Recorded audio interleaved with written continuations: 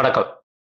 இன்றைக்கு நாம் talk with முத்தலிஃபில் பேச இருப்பது விஜய் அவர்களுடைய கரூர் மக்கள் சந்திப்பு. அதில் நடந்த மிகப்பெரிய ஒரு துயரம்.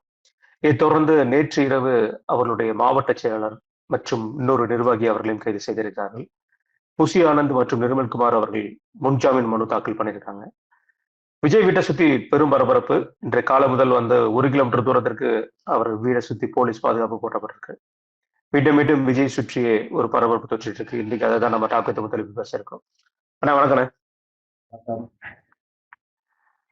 ஆனா நேற்று தாவேகாவோட நிர்வாகி மாவட்ட செயலாளர் அவர் மதியழகனை கைது செய்திருக்காங்க போலீஸ். அதைத் தொடர்ந்து இன்னொரு நிர்வாகியும் அவர்களையும் கைது செய்திருக்காங்க. போலீஸோட அந்த ஸ்டெப் வந்து ஸ்டார்ட் பண்ணிட்டாங்களா, அல்லது இது வந்து விஜய் மீது வந்து ஒரு மிகப்பெரிய ஒரு களங்கத்தை ரெடி பண்றதுக்கு போலீஸ் காவல்துறை செயல்பட்டு? அதாவது நம்ம விஜயுடைய அந்த சம்பவம், கரூரில் நடந்த அந்த 41 பேர் பலியான சம்பவம், அதில் என்னென்ன நடந்ததுன்றதை பற்றி நம்ம கொஞ்சம் விரிவாகவே நேற்று முந்தானத்தெல்லாம் பேசியிருக்கோம். இதில் வந்து 2 ஆஸ்பெக்டில் அண்ணாமலை போன்றவர்கள் அணுகியதும் நம்ம பதிவு பண்ணியிருக்கோம். ஒன்று, காவல்துறை அந்த க்ரௌட் மேனேஜ்மெண்ட்டை கரெக்டாக பண்ணியிருக்கணும், காவல்துறை என்கொயரி வரணும், எஸ்பி, மாவட்ட எஸ்பி, கலெக்டர் மேலே என்கொயரி வரணும்னு அவர் அண்ணாமலை கோரிக்கை வச்சுருந்தார். இன்னொன்று வந்து விஜய் நேரத்துக்கு வந்திருந்தால் விபத்து பெருமளவில் தவிர்க்கப்பட்டிருக்கும், அவர் நேரம் கடத்தி வந்தது முக்கிய காரணம் அப்படின்றது பொதுவான கருத்தாக இருக்குது. நமக்கும் அதில் நாமளும் அதை பதிவு பண்ணியிருந்தோம். எஃப்ஐஆர்லேயும் கிட்டத்தட்ட அதை தான் போட்டிருக்காங்க. அவர் காலையில் 8:45 மணிக்கு அங்கே கலந்துக்கிறது நேரம் கடத்தி வந்தார். அதற்கு பிறகு நாமக்கல் முடிச்சுட்டு ரோட் ஷோ மாதிரி வந்தார். வழி நெடுகளும் அங்கங்கே வரவேற்பு அது இதுன்னு நேரம் கடத்தி 7 மணி அளவில் தான் அவர் வந்து ஸ்பாட்டுக்கே வந்தார். இதனால் கூட்டம் வந்து அதிகமாக இருந்தது. அதோடைய விளைவு இந்த மாதிரி நடந்ததுன்றதை அவர்கள் எஃப்ஐஆரில் போட்டு, இதில் மாவட்ட செயலாளர் இந்த மரத்து மேலே ஏறினவங்க இந்த மாதிரி விஷயங்கள் ப்ளஸ் போலீஸ் சொன்னதெல்லாம் ஒத்துழைக்கலை அப்படின்னு அவர் மேலேயும், புசி ஆனந்த் பொதுச் செயலாளர்ன்ற முறையில் அவர் மேலே, இன்னும் பலர் மேலேயும் போட்டிருக்காங்க. இதில் அண்ட் அதர்ஸில் இப்போ ஆதவ அர்ஜுனா பெயரையும் சேர்த்துள்ளார்கள். ஆதவ அர்ஜுனாவும் அந்த எஃப்ஐஆருக்குள்ளே வந்திருக்காரு. இந்த மாதிரி இதில் வந்து மாவட்ட செயலாளர் அதான் ஃபார்மல் அரெஸ்ட்டு காமிக்கணும்னா அதான் பண்ணி ஆகணும். நாளைக்கு நீதிமன்றம் என்ன நடவடிக்கை எடுத்தீங்கன்னு காவல்துறையை கேட்கும் பொழுது காவல்துறையும் வந்து ஏதாவது பதில் சொல்லணும்.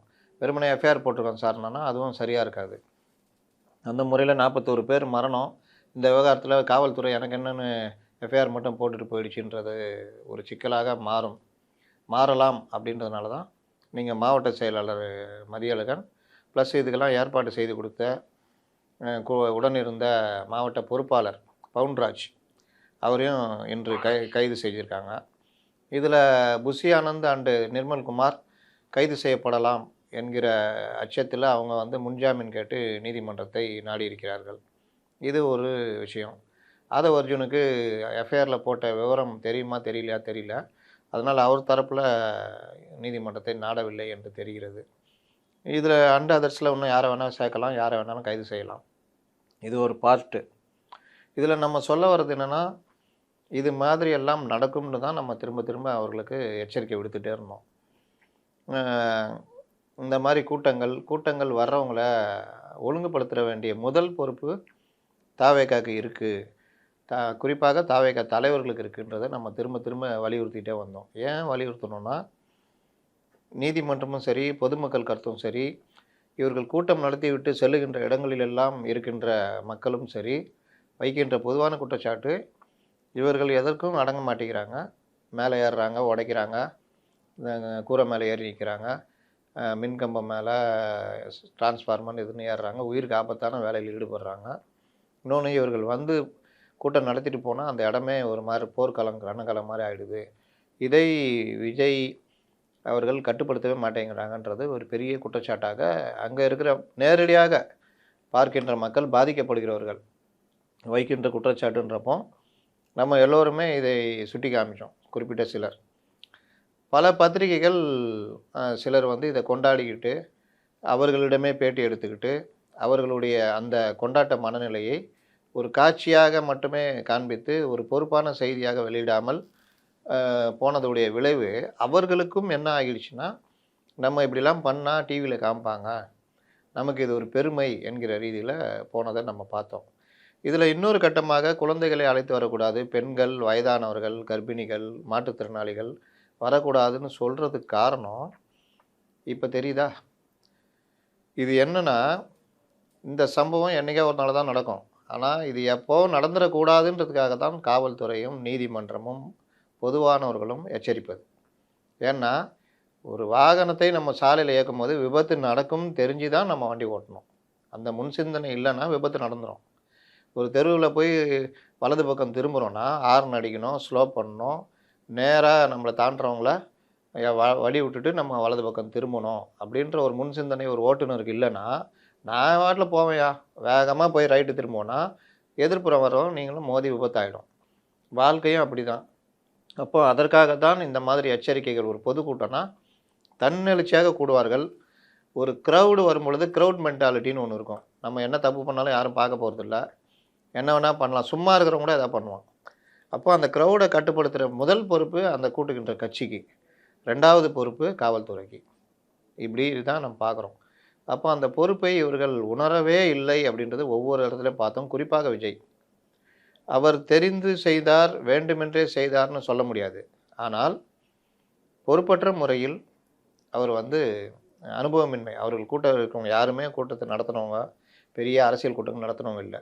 அப்போ இவங்க நடத்தும் பொழுது இந்த விஷயத்தில் பொறுப்பற்ற தன்மையினால் எனக்கு என்னென்னு வந்ததுடைய விளைவு தான் இந்த விபத்து. ரைட்டு, விபத்து நடந்துடுச்சு. இந்த விபத்தில் அடுத்து நம்ம என்ன செய்வோம் அப்படின்றதுலையும் இவர்களுடைய அனுபவமின்மை வெளிப்படுது. என்ன பண்ணுறாங்க, உடனடியாக யார் எதிர்த்து இவர்கள் கூட்டம் நடத்தினார்களோ அவர்கள் மருத்துவமனைக்கு வந்துடுறாங்க, வேலை செய்கிறாங்க. அரசு அவர்கள் கையில் இருக்கிறதுனால முதல்வர் வராரு, எல்லா விஷயத்துலையும் கிரெடிட் எடுத்துக்கிறாங்க. நீங்கள் ஓடி ஒளிறீங்க. அதிமுக அவர்களும் வந்துடுறாங்க. அவங்களும் இயங்கின கட்சி, பேரிடர்களில் எப்படி செயல்பட்டவர்கள் என்பதில் நீங்கள் பார்த்தீங்கன்னா, கொரோனா காலத்தில் அதிமுக, திமுக மாதிரி செயல்பட்டவர்களை நீங்கள் பார்க்கவே முடியாது. திராவிட கட்சிகள் மேலே 1000 விமர்சனங்கள் இருந்தாலும் இந்த மாதிரி நேரத்தில் அவங்க செயல்படுவாங்க. அந்த இதை நீங்கள் அந்த கரூர்லேயே நம்ம பார்க்க முடிஞ்சது. ஆனால் அனுபவம் இல்லாத நீங்கள் ஓடி ஒளிந்தீர்கள். இன்னொரு பக்கம் பலரும் சொல்லுகிறோம், தயவுசெய்து அவரை பேச சொல்லுங்கள், ப்ரெஸ்ஸை பார்க்க சொல்லுங்கள், அவர் என் மனசில் இருக்கிறத சொல்ல சொல்லுங்கன்னு. இப்போ கிட்டத்தட்ட 40 மணி நேரம் ஆகுது, வாயே திறக்கலை. நேற்று ஒரு படி மேலே போய் நாங்கள்லாம் இந்த விவகாரத்தில் விஜய் பொதுவில் அந்த குடும்பம் 41 குடும்பங்களுக்கு அவருடைய கட்சிக்காரங்க, அவர் சொல்லுகிற தாய் மாமன், சித்தப்பா, பெரியப்பான்னு சொல்கிற அந்த உறவு முறைகள் என் மேலே இவ்வளோ நம்பிக்கை வச்சுருக்கீங்களான்னு கேட்டார்ல, அந்த நம்பிக்கையில் தான் அவங்க வந்தாங்க. இறந்துட்டாங்க. அந்த துக்கம் எல்லாருக்கும் இருக்க, விஜய்க்கும் இருக்கும், இல்லாமல்லாம் இருக்காது. அவர் மனசு ஒடிஞ்சு போயிருப்பார். ஆனாலும் ஒரு தலைவன் அதை தாண்டி செயல்படணும். என்ன பண்ணணும், அந்த குடும்பத்துக்கு நேரடியாக செய்தியை சொல்லணும், அந்த குடும்பத்தோட கனெக்ட் ஆகிற மாதிரி பேசணும், அந்த குடும்பத்தாரிடம் தன் வருத்தத்தையும் மன்னிப்பையும் தெரிவிக்கணும். இதை பண்ணுனா அந்த குடும்பத்திற்கு நீங்கள் கொடுக்குற 20 லட்சம் இல்லை, நீங்கள் பேசுகிற வார்த்தைகள் அவங்கள போய் சேரும்போது நிம்மதி அடைவாங்க. நம்ம வீட்டில் நம்ம அண்ணன்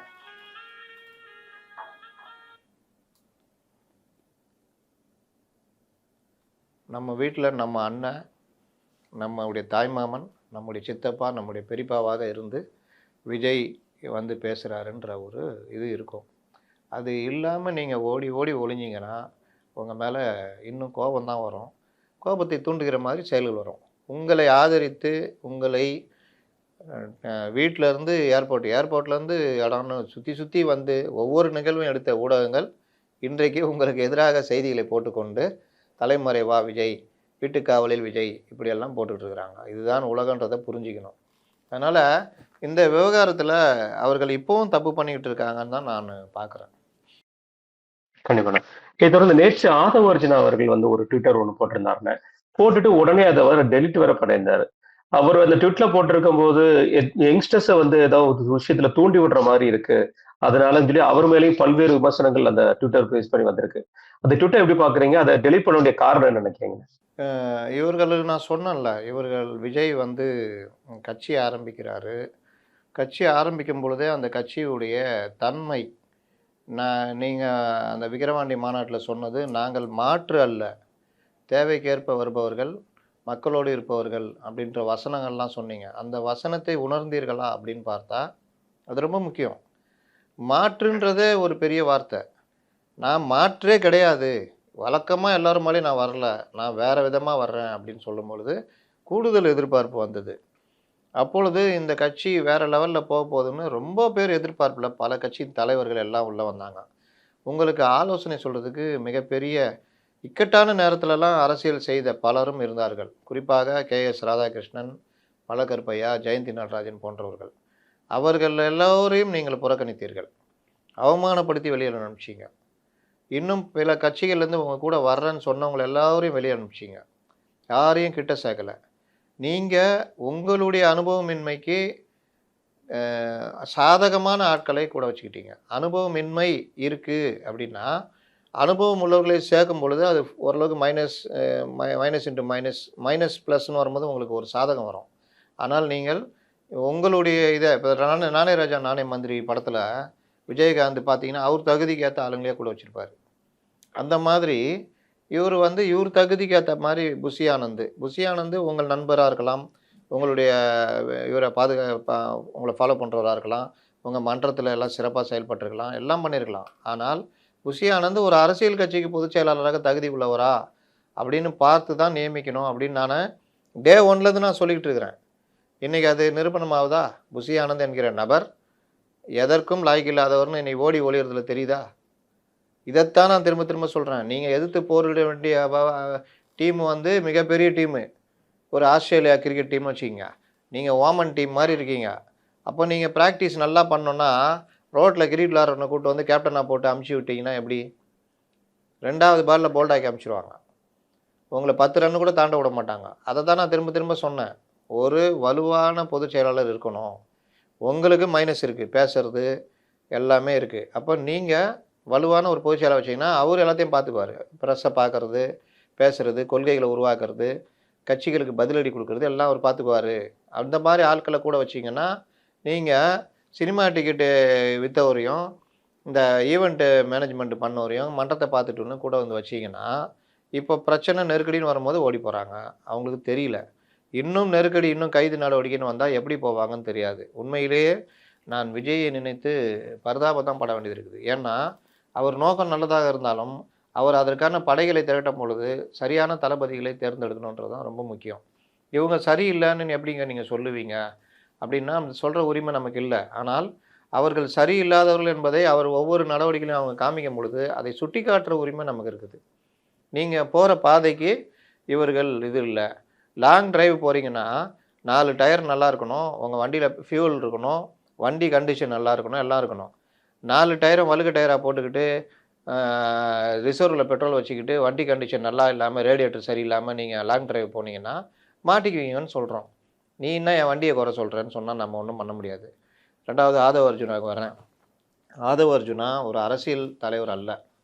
அவரு பிரசாந்த் கிஷோர் இவர்களோட இருந்தவர். அங்க இருந்து திமுகவுக்கு எப்படியும் திமுக ஜெயிச்சிரும். அந்த ஜெயிக்கிற டீம்ல பிரசாந்த் கிஷோர் ஜாயின் பண்ணியிருந்தாரு. அதுல இவரும் இருந்தாரு. பிரசாந்த் கிஷோர் போன பிறகு பிரசாந்த் கிஷோரோட இருந்த அனுபவத்தை வச்சு பெண்ணுன்ற அமைப்பை ஆரம்பிக்கிறாங்க. அதை பார்த்துக்கிறாரு. அதுக்கப்புறம் அவர்களோடு ஏற்பட்ட பிணக்கில் இவர் வெளியே வருகிறார். இவர் அரசியல் கட்சின்னு சேர்ந்தது பார்த்தீங்கன்னா விடுதலை சிறுத்தைகள் தான் அரசியல் ரீதியா. 2 மாநாடுகளை நடத்துகிறார். அங்க ஏன் பிரச்சனை வரலன்னா, அந்த அரசியல் கட்சி ஏற்கனவே ஒரு வெல் ஆர்கனைஸ்டு பார்ட்டி. அவர்களுக்கு எப்படி பண்ணணும்னு தெரியும். அதுல இவரு இறங்கி பண்ணும் பொழுது நல்லா போகுது. அதற்கு ஏற்ப பிறகு இவருடைய கூட்டணிக்குள்ள இருந்துகிட்டே திமுகவை கூட்டணியுடைய மிகப்பெரிய கட்சியை கடுமையாக விமர்சிக்கும் பொழுது திருமாவளவனுக்கு சங்கடம் வருது. அந்த சங்கடம் திருமாவளவனுக்கு வேறு வழி இல்லாமல் இவரை வெளியேற்றுகின்ற நிலைமைக்கு திருமாவளவன் தள்ளப்படுகிறார். அதற்கு பிறகு தான் இவர் விஜய் கொஞ்ச நாள் சும்மா இருந்துட்டு அப்புறம் விஜய் கூட ஜாயின் பண்ணுறாரு. அப்போ இவரை எடுக்கும் பொழுதே இவருடைய ரிசர்ச் டீமு இது ஓகே.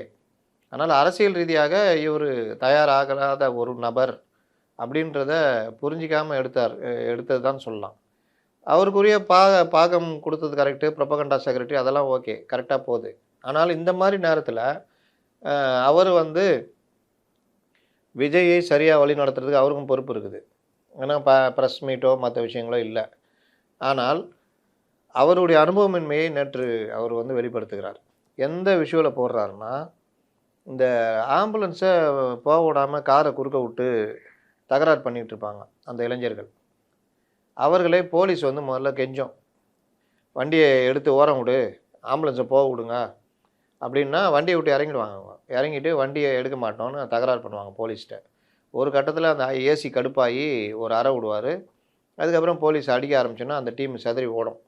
அப்புறம் அந்த காரை எடுத்துகிட்டு அந்த ஆம்புலன்ஸை வழி அனுப்பிச்சி விடுவாங்க. என்ன பிரச்சனைனா, இவர்கள் இங்கே இருந்துக்கிட்டு இந்த ஆம்புலன்ஸ் வந்து கூட்டத்துக்குள்ளே போய் ஒரு புதுசாக ஒரு இது உருவாயிருக்குதுல, ஒரு கருத்து, பைத்தியகாரத்தனமான கருத்து. இது நீதிமன்றம் தலையிட்டும் இந்த பைத்தியகாரத்தனத்துலேருந்து யாரும் விடுபட மாட்டேங்கிறாங்க, பத்திரிகையாளர் உட்பட. கூட்டத்துக்குள்ளே ஆம்புலன்ஸ் விட்டாங்கன்னு இதை பற்றியே பேசாதீங்கன்றேன்.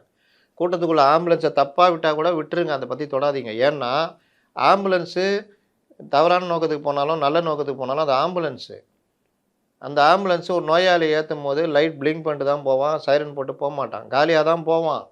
இதை பத்திரிகையாளர்கள் வந்து கேட்குறாங்க, ஆம்புலன்ஸு காலியாக கூட்டத்துக்குள்ளே போச்சுன்னு. பின்ன நோயாளி அங்கே கிடக்குறான், அவனை ஏற்ற போகிறான்னா காலியாக தானே போவான். இந்த அடிப்படை அறிவு கூட இல்லாமல் இன்றைக்கி யோசிச்சுக்கிட்டு பேசிக்கிட்டு இருக்கிறாங்க. இந்த மாதிரி காலியாக போகிற ஒரு ஆம்புலன்ஸை குறுக்க வண்டி நிறுத்திக்கிட்டு விடமாட்டேன்னு சொன்னால், போலீஸு அந்த ஒரு 2 கிலோமீட்டருக்கு அந்தாண்ட கூட்டம் நடந்த இடத்துல உயிருக்கு போராடிக்கிட்டு இருக்கிறவங்கள என்னன்னே தெரியாமல் இங்கே குறுக்கில் வண்டியை விட்டுக்கிட்டு அனுப்ப மாட்டேன்னு சொன்னால் போலீஸுக்கு கோவம் வருமா வராதா? அடித்து தொடுத்துறாங்க, தடியடி நடத்தி விரட்டி அடிச்சுட்டு அந்த ஆம்புலன்ஸ் அனுப்பிச்சி வைக்கிறாங்க. இந்த விஷுவலை போட்டுட்டு நடந்தாலே தடியடி, நாடா காடா அப்படின்லாம் போட்டுட்டு நீங்கள் எந்த நேரத்தில் எப்படி இருக்கீங்கன்ற அடிப்படை தெரியணும்ல. 41 பேர் இறந்துருக்காங்க, அதுக்கு நீங்கள் தான் காரணம்னு ப்ளேம் பண்ணிகிட்டு இருக்கிறாங்க. நான் காரணம் இல்லைங்க, நான் ஏதோ ஒரு வகையில் இந்த இடத்துக்கு கூட்டம் நடத்துகிற காரணமாக இருந்தாலும் இங்கே வந்து போலீஸும் சரியான இது பண்ணியிருக்கணும் அப்படின்னு நீங்கள் ப்ளேம் பண்ணுற இடத்துல, நீங்கள் வந்து விக்டிம் கார்டு ப்ளே பண்ணுற இடத்துல நீங்கள் ஏறி அடிச்சிங்கன்னா என்ன அர்த்தம்? உங்கள் மேலே கடுமையான கோபம் எல்லாருக்குமே இருக்குது. இந்த மாதிரி பண்ணி 41 பேரை கொண்டுட்டாங்களேன்னு பிரச்சாரம் வந்து உங்கள் மேலே கடுமையாக இருக்குது. பொதுவான ஆட்கள், பொதுவாக சிந்திக்கிறவங்க, இவர்கள் காரணமாக இருந்தாலும் இவங்க வேணும்னே பண்ண செஞ்சாங்க, அது ஒரு விபத்து, இவருடைய அனுபவமின்மைன்னு பேசிக்கிட்டு இருக்கிறாங்க. எடப்பாடி பழனிசாமி உட்பட, அண்ணாமலை உட்பட பலரும் டைமுக்கு வராது ஒரு முக்கிய காரணம்னு சொல்லிகிட்டு இருக்காங்க. இந்த இடத்துல அமைதியாக இருப்பது ப்ளஸ்ஸு தார்மீக பொறுப்பேற்று மன்னிப்பு கோருவது, இந்த தவறு நடக்காமல் பார்த்துக்கிறதுன்றதான் உங்கள் நகர்வாக இருக்கணும். ஆனால் நீங்கள் ஏதோ ஒரு பெரிய அடக்குமுறை தாவேக்காக்கு எதிராக நடக்கிற மாதிரி இந்த மாதிரிலாம் நடக்குது, ஏதோ இந்த கவர்மெண்ட்டே மோசம், கவர்மெண்ட்டே அதாவது புரட்சி பண்ணி நகர்த்தணும், இது வந்து மாநில அரசு. இதில் நீங்கள் இதுகளை வந்து இலங்கையில் நடப்பது போல், நேபாளத்தில் நடப்பது போல் ஜெங்சி முறையில் இளைஞர்கள் போராடி புரட்சி செய்து ஆட்சியை அகற்றுவார்கள்னா, இது என்ன 4 வரி ட்விட்டரில் போட்டால் நடக்கிற விஷயமா இது? இல்லை, இது தூண்டி விடுதுன்னு சொல்கிறது எந்த விதத்தில் சரியாகும்னா, வந்து வேறு நாடுகளில் நடந்த ஜென்ஜி வந்து மோசமான ஒரு இது என்னென்னா,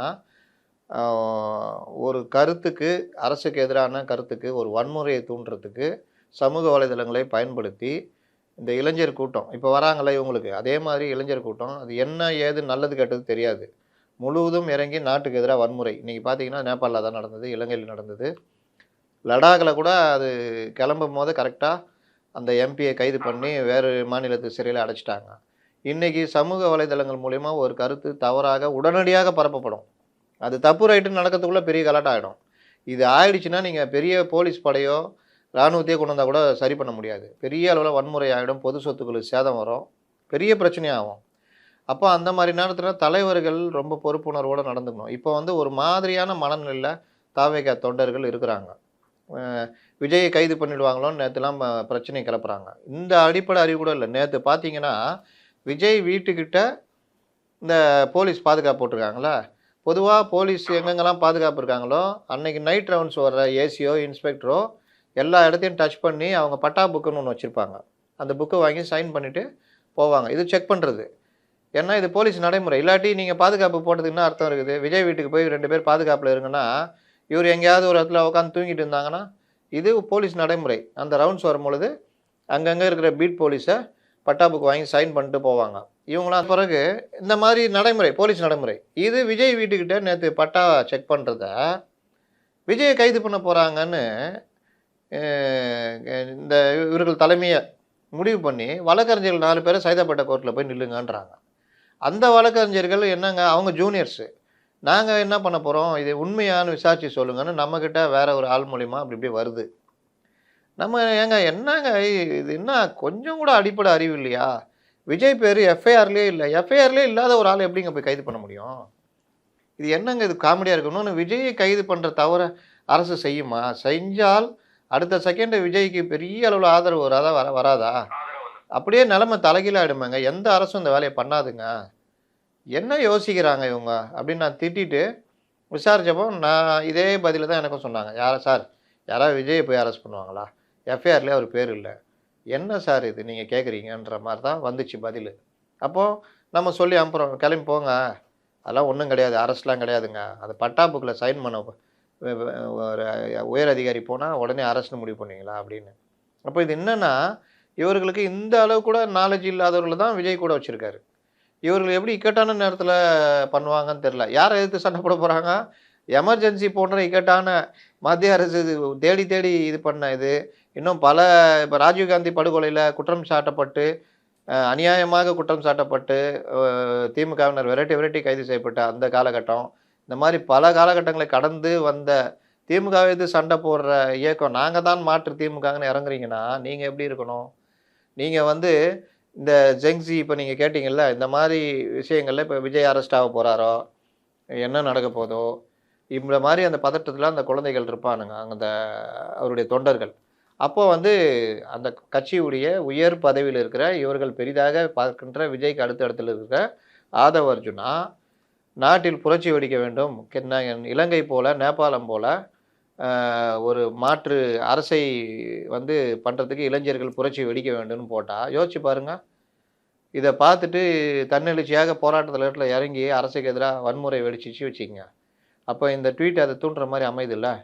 இத எல்லாரும் கண்டிச்ச உடனே ட்வீட்ட அழிக்கிறாரு. இல்ல இந்த இதுல ஒரு விஷயம்ண்ணே. இதே இது வந்து இந்த மாதிரியான ஒரு நிகழ்வு வேற ஏதாவது ஒரு கட்சிகள கூட்டத்தில் நடந்திருந்தா, இதே மாதிரியான ஒரு 2 விதமான சப்போர்ட்டா முடியுமா? இப்போ உதாரணத்துக்கு நாம் தமிழர் கட்சி அண்ணன் சீமான் அவர்களுடைய கூட்டத்திலயோ, அல்லது விடுதலை சிறுத்தைகள் கட்சி தொல் திருமா அவர்களோட கூட்டத்துல இந்த மாதிரி ஒரு இழப்பு நடந்தா, ஆ தொல் திருமா அவர்களுக்காகவோ அல்லது சீமான் அவர்களுக்காகவோ ஆதரவா விஜய் அவர்களுக்கு ஏத்த வந்த குரல் அளவுக்கு வருமா? ஆதரவு குரல். விஜய் அறிக்கை நான் 5 நாள் பொறுத்து வரும். அவங்க ஏதோ டெய்லி பேட்டி குடுக்குற மாரி சொல்றீங்க. நீங்க அதுதான். இல்ல மக்கள்ட்ட இன்னைக்கு இந்த போஸ்டர் ஒட்டுறது கூட மக்களே கிழிக்கிறாங்க. அத இன்ஸ்டால ரீல்ஸா போட்டுட்டு இருக்கிறாங்க. நாங்க இன்னும் விஜய் அவர்கள் பக்கம் ஆதரவா இருக்கோம், ஆதரவா இருக்கோங்கிற மாரி சொல்றாங்க. இது எல்லாம் ஒரு பக்கம் வந்து கிளப்பி விடுறது. இன்னொரு பக்கம் வந்து அரசாங்கம் தான் வந்து விஜய் அவர்களுடைய தாக்குதல் நடத்துதாங்கிற ஒரு போர்வைய வந்து பத்திரிகையாளர்களே உருவாக்குறதுக்கு முயற்சி பண்றாங்க. இன்னைக்கு வந்து பத்திரிகையாளர் வந்து ஒரு ஒருத்தரை கைது செய்திருக்காங்க. ரெட்ஃபிக்ஸோட ஆசிரியர் திரு பிலிக்ஸ் அவர்களை கைது செய்திருக்காங்க. 25 பேர்கள் மீது வழக்கும் பதிவு செய்திருக்காங்க. நேற்று அவருடைய ரெட்ஃபிக்ஸோட அந்த ஊடகத்துல வந்திருந்த சில வீடியோக்கள், சில ஆடியோக்கள்ல நம்மளும் பார்த்தோம். அதுல வந்து அவர் வந்து ஒருத்தர்ட்ட பேசுறாரு. அத பேசுறத அப்படியே அவர் வந்து டெலிகாஸ்ட் பண்றாரு. இது எந்த இடத்துல வந்து இது வதந்தியை பரப்புறதுங்க அப்படிங்கிற சட்டத்துக்கு கீழ வரும்னா இது? கண்டிப்பாக அவதூறு பரப்புதல், வதந்தியை பரப்புதல் கீழ வரும். எப்படின்னா, ஒரு இப்ப ஆதவ அர்ஜுனா முடிச்சிருவோம். இப்ப அவரு அந்த அந்த ட்வீட்ட அழிச்சிருக்காரு. அப்போ ஆதவ அர்ஜுனா வந்து பொறுப்பா செயல்படணும் அப்படின்றது முக்கியம். இந்த ட்வீட் போட்டத வச்சு அவருக்கு எதிராக புகார் அளித்து, அவர் மேல் வழக்கு தொடரப்படவும் வாய்ப்பு இருக்கிறது. அப்ப நீங்க இந்த நேரத்துல எப்படி என்ன இயங்கணுன்றது ரொம்ப முக்கியம் அப்படின்றத அந்த கட்சிக்கு நான் சொல்றேன்.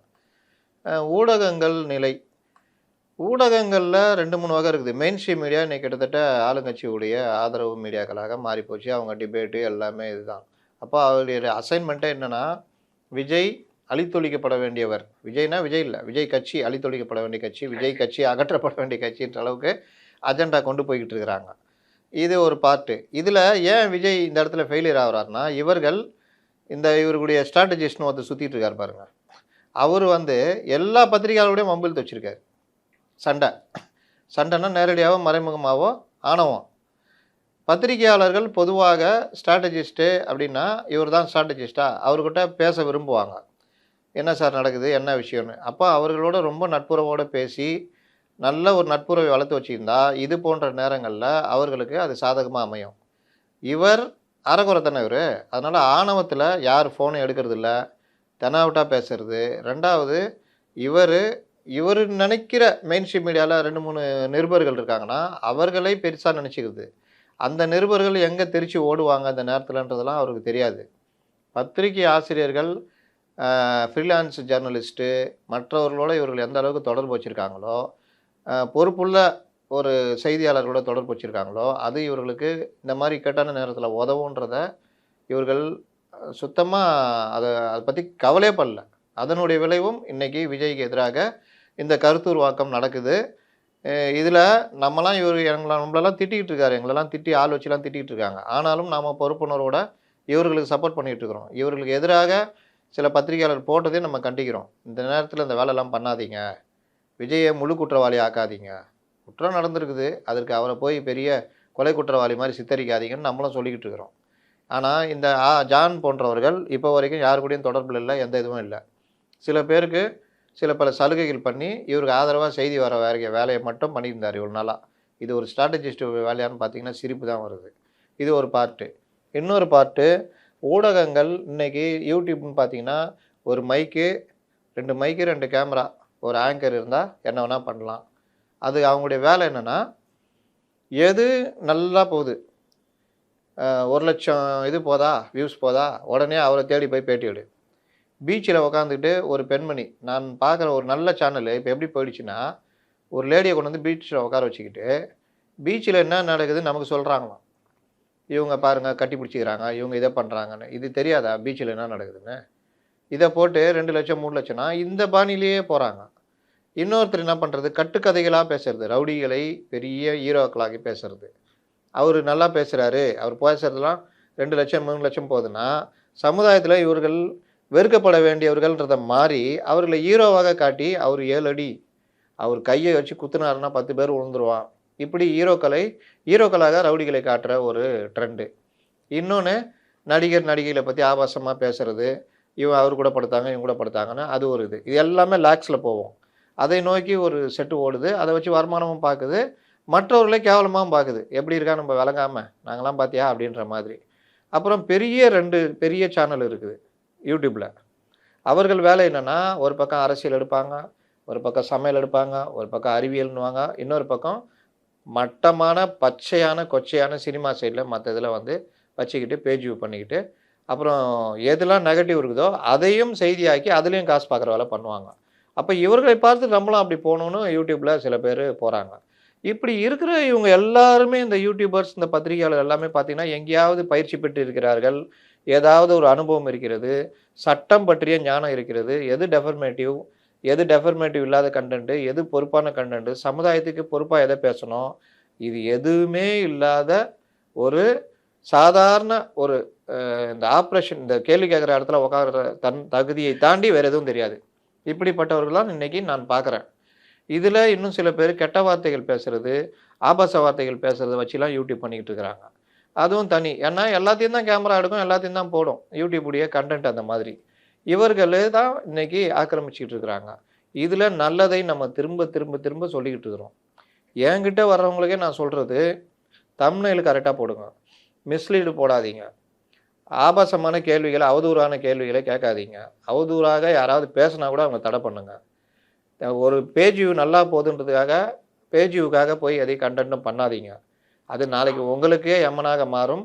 1 லட்சம் பேஜ் வியூ கிடைக்குதுன்ற நோக்கத்துக்காக பண்ணீங்கன்னா, நாளைக்கு நீங்கள் 5-6 வருஷத்துக்கு கோர்ட்டு படியேற வேண்டிய நிலைமை வரும். இன்றைக்கி இருக்கிற சைபர் கிரைம் உலகத்தில் நீங்கள் எது செய்தாலும் பார்த்து பேசணும், பார்த்து பண்ணணும். பெண்களுக்கு எதிரான குற்றங்கள், குழந்தைகளுக்கான எதிரான குற்றங்கள் எல்லாம் கூட நம்ம எப்படி தப்பாக அணுகணும்னால உடனடியாக வழக்கு பாயுன்றதெல்லாம் நம்ம சொல்ல வேண்டியது இருக்குது. என்னை கேட்டால் இதுக்கு ஒரு ஸ்கூலை ஆரம்பிக்கலான்னு நினைக்கிறேன். இந்த மாதிரி விஷயங்கள் எப்படி பண்ணணும், ஏது பண்ணணும், எப்படி செய்திகளை எப்படி கொடுக்கணுன்றது. ஏன்னா இன்றைக்கி அந்த மாதிரி இடத்துல இருந்தவங்கலாம் இது இப்போ இரையாகி பணம் சம்பாதிக்க போயிட்டானுங்க. இந்த பத்திரிகையில் ட்ரைனிங் எடுத்து வந்தவன் எல்லாமே இந்த மாதிரி போயிட்டு ஒரு பெய்டு ஜேர்னலிஸ்ட்டாக போயிட்டாங்க. அப்போ இதுக்கான தேவையும் இன்றைக்கி இருக்குதுன்னு நம்ம பார்க்கணும். இப்போ நான் மேட்ருக்கு வரேன். ஃபெலிக்ஸ் ஜெரால்டு கைது அப்படின்னு வந்திருக்கு. இன்னும் ஒரு 20-25 பேர் மேலே வழக்கு. சிலர் கைது செய்யப்பட வாய்ப்பு இருக்கிறது. நான் என்ன சொல்கிறேன்னா, ஒரு சம்பவம் நடந்திருக்கு, 41 பேர் மரணம். அதற்கு விஜய் உடைய கூட்டல் நிகழ்வுகள் நடந்திருக்கு. அப்போ விஜய் கூட்ட நிகழ்வில் விஜயும் அதற்கு பொறுப்பாகிறார் அப்படின்றத யாரும் மறுக்க முடியாது. அப்போ விஜய் தான் முதல் குற்றவாளின்னு போட்டு விஜயை சாத்துன்னு சாத்துறதையும் தப்புன்னு சொல்கிறோம். 2வது, இந்த சைடு திமுக சதி செய்கிறது, செந்தில் பாலாஜினாலே அப்படி தான், இப்படி ஒரு கருத்து உருவாக்குறாங்க. நான் அவங்கள்ட்ட கேட்டது, செந்தில் பாலாஜினா எப்படி தான் சொல்லுங்கன்னு கேட்டேன். இல்லைங்க அவர் வந்து அப்படி எப்படி இல்லைங்க அந்த மாதிரி நடந்ததுலாம் அதாங்க அவர் என்ன ஒவ்வொரு தடையும் ஒரு 20 கொலை 30 கொலை பண்ணியிருக்காரா, எப்படி நீங்கள் சொல்கிறீங்க அப்படின்னா டோட்டலாக ஒரு கருத்து உருவாகுதுல்ல. செந்தில் பாலாஜினா தப்பான ஆள், அவர் வந்து இப்படி இதை வந்து கருத்தை உருவாக்கி அந்த கருத்துல இருந்து இந்த விஷயத்தை அணுகுறாங்க. அப்போ இதுக்கு இரையாகி இப்படி பேசினா நல்லா போகுது. ஏன்னா உலகத்தில் எல்லா கருத்துக்குமே வேல்யூ இருக்கும். அப்போ செந்தில் பாலாஜியை பற்றி இந்த இது விஷயத்துலலாம் தப்பாக பேசுனா அது நல்லா போகுது. அப்போ அதை நோக்கியே கேள்விகள், அதை நோக்கியே அதை பேசினவர்கள நோக்கி போகிறது இதெல்லாம். இந்த இடத்துல இவர்கள் ஒரு விஷயத்தை மறந்துடுறாங்க. சம்பவம் நடந்த இடத்துல 41 உயிர்கள் போயிருக்குன்னா செய்திகளை அணுகும் பொழுது பொறுப்பாக அணுகணும். என்ன காரணத்துக்காக நடந்தது, இதை தவிர்க்கிறதுக்கு என்ன பண்ணுவோம், எங்கே தவறு நடந்தது, இதை தான் பேசணும். இதில் முதல் குற்றவாளியாக விஜயை காண்பித்தால் விஜய் உடைய அலட்சியமும் அந்த இன்மெச்சூரிட்டியும் இதற்கு காரணமாக அமைஞ்சுது. இந்த ரோட் ஷோ லேட்டாக வந்ததுலான்றதுல மாற்று கருத்து இல்லை.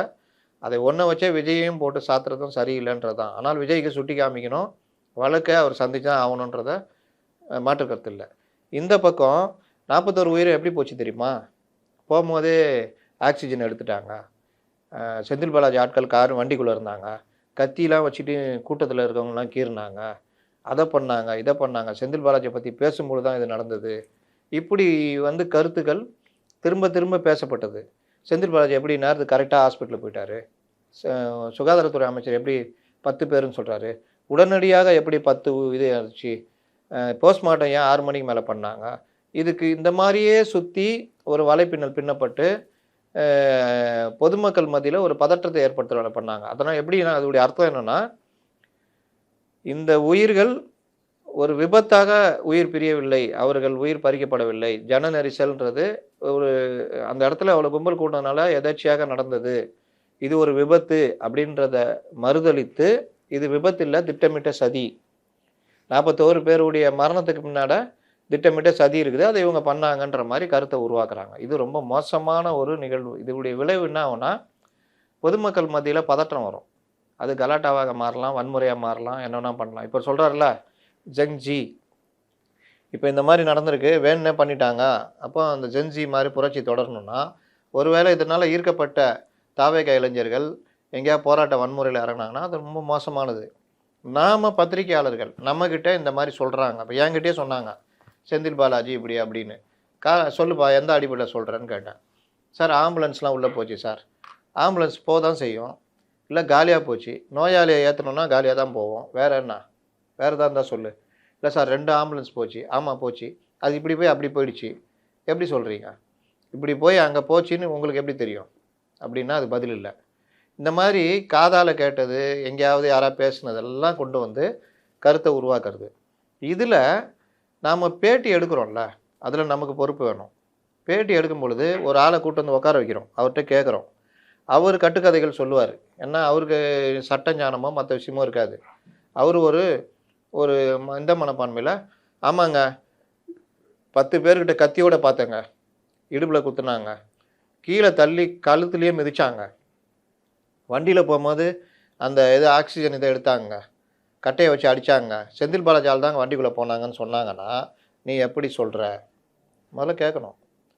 முதல்ல இந்த மாதிரி சொல்கிறத நிறுத்து, என்ன ஆதாரம் இருக்குது நீ சொல்கிறதுக்கு அப்படின்னு இதெல்லாம் பண்ணணும். ஆனால் அவர்களை சொல்ல விட்டுட்டு அவங்க சொல்கிறாங்க நாங்கள் ஒன்றும் சொல்ல அப்படின்னா அது பொறுப்பற்ற செயல், அதை ஏற்றுக்க முடியாது. நீங்கள் தான் இந்த விஷயத்த அவர் மூலமாக சொல்ல வச்சு பரப்புறீங்கன்னு ஆகும். இன்னொன்று, சொல்லுகிற விஷயங்களுக்கு ஒரு ஆதாரம் இருக்கணும். ஆதாரம் இல்லாமல் எனக்கு பிடிக்குது இந்த கட்சி, அவர்கள் மேலே பழி விழுந்துச்சு, அதுக்காக நான் வந்து இந்த மாதிரி சொல்லுவேன்னா அதற்கு ஆதாரம் இருந்தால் ஓகே. நாளைக்கு நீதிமன்றத்தில் என்ன ஆதார அடிப்படையில் நீங்கள் சொல்கிறீங்கன்னு கேட்டால் என்ன பதில் சொல்ல போகிறாங்க? மன்னிப்பு கோருவாங்க. இவருங்க பெரிய ஒரு யூடியூப் சேனல் அப்படின்னா இவர்களே இந்த மாதிரி சொல்கிறாங்கன்னா, புதுசாக வர்றவன் ஏற்கனவே இருக்கிறவன் அனுபவம் இல்லாதவர்கள் எல்லாம் இன்னும் கொஞ்சம் தைரியமாக இதே கருத்தை மறுபடியும் பேசுவாங்க. அப்போ பேசும்பொழுது அவர்கள் எதை எடுத்துக்குவாங்கன்னா, அவரே பேசிட்டாரு, அவரே சொல்லியிருக்காரு. அவருடைய சேனல்லயே அவரு ஒருத்தர உட்கார வச்சு சொல்லியிருக்காரு. அவரு வந்து 8 பேர இந்த மாரி கொன்னாங்கன்னு சொல்றாங்க. அப்ப நம்ம போட்டா என்ன? இந்த இது வந்து ஒரு ஸ்ப்ரெட் ஆகும். அதற்கு பிறகு இத கட் பண்ணி ட்விட்டர்ல போடுவாங்க. இத்தன மணிக்கு தான் நடந்தது. நீங்க பார்த்தீங்கன்னா, செந்தில் பாலாஜி பத்தி பேசும்பொழுது தான் இந்த தள்ளுமுள்ளு ஏற்படுத்துது. அப்படி இப்படின்னு பேசும்பொழுது, இது எல்லாமே அவதூறை பரப்புதல், பொதுமக்களுடைய பீதியை ஏற்படுத்துதல்ன்ற இது கீழ வந்துரும். அப்போ நமக்கு அதுல பொறுப்பு இருக்குன்றத ரொம்ப இதுவா பரந்திடணும். ஏன்னா, ஒவ்வொரு விஷயத்தையும் நீங்கள் பேசுற வார்த்தைகள், நீங்கள் சொல்கிற விஷயங்கள் லட்சக்கணக்கான மக்களை போய் சேரும். அப்போ இது ஸ்ப்ரெட் பண்றீங்கன்னு அர்த்தம்.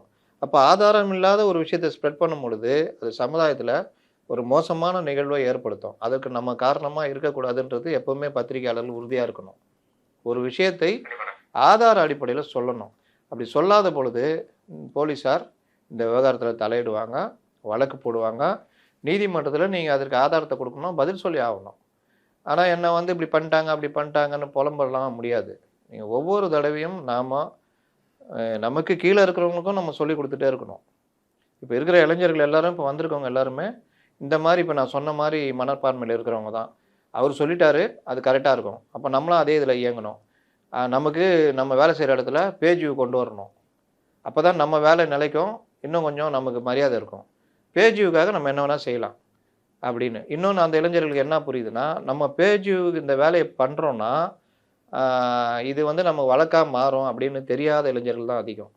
இன்னொன்னு நான் ரொம்ப சொல்றது இந்த YouTubeல ஒரு செய்தியாளர் செய்தி எடுத்துட்டு போய் குடுக்குறாரு. அதோட அவர் வேலை முடிஞ்சிருச்சுன்னா அவர் போயிடுறாரு. இது ரொம்ப மோசமான விஷயம். உங்களுக்கு தான் அந்த செய்தி முடிஞ்சு, அது தம்ப்நெயில்லாம் போட்டு வெளியில வர்ற வரைக்கும் உங்களுக்கு அதுல பொறுப்பு இருக்கு. ஆனா இவரு எடுத்தேன், குடுத்தேன்னு போயிடுறாரு. அந்த இடத்துல இந்த யாராவது புரொடியூசரோ, இல்ல இந்த விஷுவல் எடிட்டரோ என்ன பண்றாங்கன்னா, அவங்களுடைய வேலைய காமிச்சாங்கன்னா, இவரு மாட்டிக்குவாரு. ஒரு தம்ப்நெயில்ல எனக்கு என்னன்னு போட்டு, செந்தில் பாலாஜி கத்திய வச்சு குத்துற மாரி ஒரு தம்ப்நெயில் வைக்கிறாரு வச்சுக்கங்க, ஆர்வ கோளாறுல. அதற்கே வழக்கு ஆகும். அந்த வழக்கு செய்தியாளர் மேல தான் பாயுமே தவிர, இந்த தம்ப்நெயில ரெடி பண்ண விஷுவல் எடிட்டர் மேல பாயாது. இதனால தான் நான் திரும்ப திரும்ப சொல்றேன், இந்த விஷயத்துலலாம் ரொம்ப சரியா இருங்க. அவசரப்பட்டு ஆர்வ கோளாறுல எதையும் பண்ணாதீங்க. செய்திய தான் நம்ம தரணும். நம்முடைய பணி ரொம்ப முக்கியம். பதற்றத்தை ஏற்படுத்தக்கூடாது. ஆதாரம் இல்லாத எதையும் பேசாதீர்கள். உங்க அனுமானத்துல நீங்க நம்புறதெல்லாம் செய்தி இல்ல. அப்படின்னு தான் நான் திரும்ப சொல்றேன். அதனுடைய விளைவு இன்னைக்கு 25 பேர் மேல வழக்கு பதிவு வந்திருக்குது. இத நம்ம வந்து எதுவும் சொல்றதுக்கு இல்ல. ஏன்னா சட்டப்படி நடக்குது. கண்டிப்பாண்ணே. இறுதியா ஒரு கேள்விண்ணே. இப்போ தாவேகாவோட பொதுச் செயலாளர் திரு புசி ஆனந்த் ஆகட்டும், திரு நிர்மல்குமார் அவர்களும் 2 பேருமே முன்ஜாமீன் கேட்டு மனு தாக்கல் பண்ணியிருக்காங்க. அதே மாரி இன்னைக்கு கரூர்ல வந்து மாவட்ட செயலர் கைது செய்தபோது கோர்ட்ல ஆஜர்படுத்தும்போது 10,000 பேர் தான் வருவாங்கன்னு எப்படி நீங்க முடிவு பண்ணீங்க? அதுவும் சனிக்கிழமை வச்சிருக்கீங்கன்னு பல கேள்விகள நீதிபதிகள் அடுக்கியிருக்காங்க. அதே மாரி காவல்துறைக்கும் எதிராகவும் பல கேள்விகள் அடுக்கியிருக்காங்க. இதுல நம்ம குறிப்பா பார்க்க வேண்டிய விஷயம் வந்து, பொதுச் செயலர் புஷி ஆனந்தையும், நிர்மல்குமார் அவர்களையும் கைது செய்ய வாய்ப்பு இருக்குமா? ஒருவேளை உச்சநீதிமன்றமோ, உயர்நீதிமன்றமோ இன்றைக்கு விட முடிஞ்சு போச்சு. இதுக்கப்புறம் ஹாலிடே தான் இருக்கு. அடுத்தது மண்டே தான் வந்து திருப்பி ரீஓப்பன் ஆகுது. இந்த நேரத்துல அவர கைது செய்ய வாய்ப்புகள் இருக்குமா? என்னுடைய அனுபவத்திலருந்து நான் சொல்றேங்க. நான் வந்து வேற எதுத்துலேருந்து நான் சொல்ல விரும்பல. என்னுடைய அனுபவத்தில நான் பார்க்கறது, இதை வந்து வெறுமனே சட்டம், கைதுன்றத தாண்டி அதுக்கு பின்னாடி ஒரு அரசியல் இருக்குது. போலீஸுக்கும் சில இன்னைக்கு நீதிபதிகள் கேட்ட மாரி சில பொறுப்புகள் இருக்குது. அப்போ அந்த அண்ணாமலை குறிப்பிட்ட மாரி கிரவுட் மேனேஜ்மெண்ட்ன்றது ரொம்ப முக்கியம்.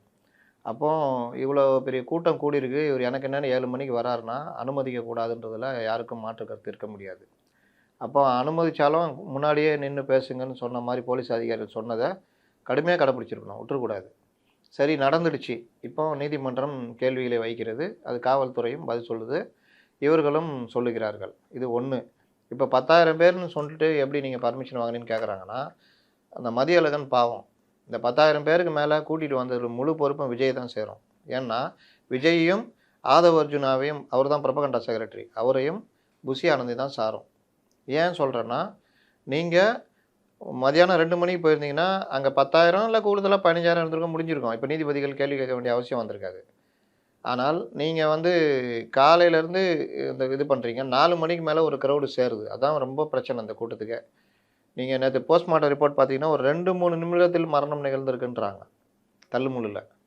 அப்போ அந்த 2-3 நிமிடங்கள்ன்றது தான் ரொம்ப முக்கியம். காலையிலேருந்து அவன் காத்து இருந்தது, சாப்பிடாம கொள்ளாமல் தண்ணி குடிக்காமல் மூச்சு திணறலோடு இருந்தது. இது எல்லோருடைய முத்தாய்ப்பாக அந்த நேரத்தில் நடந்தது தான் அந்த உயிரிழப்புகளுக்கு காரணம். தள்ளுமுள்ளு கீழே விழுந்தோன்னே மேலே மிதிக்கிறது.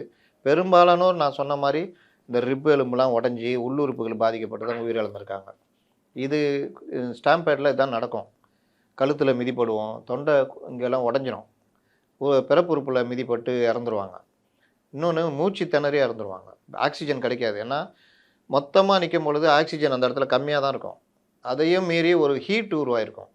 ப்ளஸ் எல்லாம் சேரும் பொழுது மூச்சு திணறல் வந்துடும். டக்குன்னு பாதிப்பு, மூளைக்கு ரத்தம் போகிறதெல்லாம் நின்று கோமா ஸ்டேஜுக்கு போயிடுவாங்க, இறந்துருவாங்க.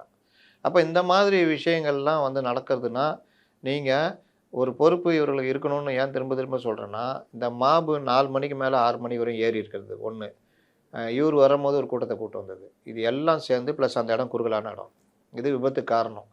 இப்போ 10,000ன்னு சொல்லிட்டு ஏன் இவ்வளோ கொண்டு வந்தீங்கன்னா, இவர் தான் கூட்டு வந்திருக்காரு, இவ்வளோ பேர் ஏறியிருக்காங்க.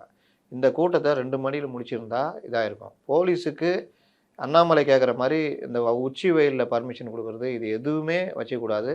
2 மணி நேரம் மேலே தாண்டிச்சுன்னா கிடையாது பர்மிஷன்ட்டு போயிடணும். நீ ரோட் ஷோ நடத்திட்டு வருவ, அது பண்ணிட்டு வருவ, அதெல்லாம் பர்மிஷன் இல்லைன்னு போயிடணும். ஏன்னா புதுசு புதுசாக இப்போ விஷயங்கள் வருது. இந்த ரோட் ஷோலாம் முன்ன நம்ம பார்க்காதது.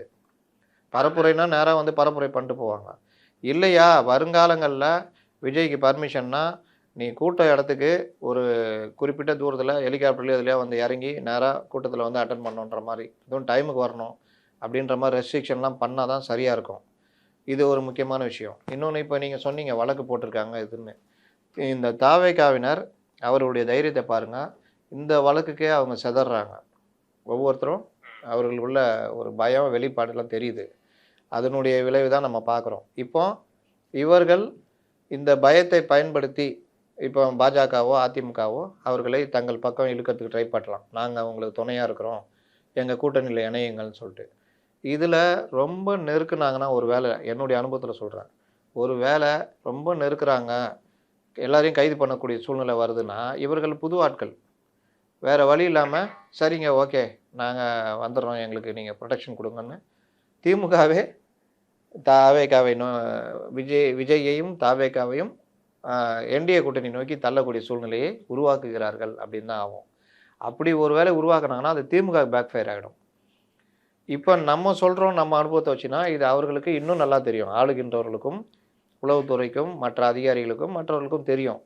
அப்போ அதற்கேற்றார் போல தான் அவர்கள் கருத்தை உருவாக்குவதும் இந்த கபடி விளாட்ற மாதிரி தான். அப்படி இப்படி வந்துட்டு எல்லைக்கோட்டை தொட்டுட்டு போயிடுவாங்க. அப்போ அதற்கேற்றார் போல தான் மற்ற விஷயங்கள் நடக்கும்னு நான் எதிர்பார்க்குறேன். விஜயை கைது பண்ணுறதோ, புஷி ஆனந்தை கைது பண்ணுறதோ, இந்த மாதிரி விஷயங்களில் வந்து பெரிய அளவில் வேகம் இருக்காதுன்னு நினைக்கிறேன். அதற்காக எனக்கு என்னென்னோ இவர்கள் நடந்து கொள்ள முடியாது. இந்த நடவடிக்கை, சட்ட நடவடிக்கை, மதியழகன் கைது, பவுன்ராஜ் கைதுலாம் வழக்கமாக நடைமுறையில் உள்ளது தான். இவர்களும் அரசியலுக்கு வந்து விட்டார்கள். இது போன்ற நடவடிக்கைகளை எதிர்கொண்டு அவர்கள் அதிலேருந்து நீந்தி வரணும். அதுதான் அரசியல். அதனால் ஒரு சம்பவம் நடந்துருச்சு, சம்பவத்துக்கு காரணமானவர்களை கைது செய்கிறாங்க. கைது நடவடிக்கையை நீதிமன்ற நடவடிக்கைகள் மூலம் சந்தித்து அவர்கள் வெளியில் வரணும். அரசியலில் அது ஒரு பாடமாக அவர்களுக்கு இருக்கும். அப்படி தான் நான் இதை பார்க்குறேன். இன்னொன்று புஷி ஆனந்தும் நிர்மல்குமாரும் கைது நடவடிக்கை எதிராக அவங்க நீதிமன்றம் போயிருக்காங்க. பொதுவாக இந்த சட்டத்தில் கைதுன்றது தேவை இருக்காது. ஏன்னா இது வந்து ஒரு விபத்து பிரிவின் கீழே வர்றது தான்.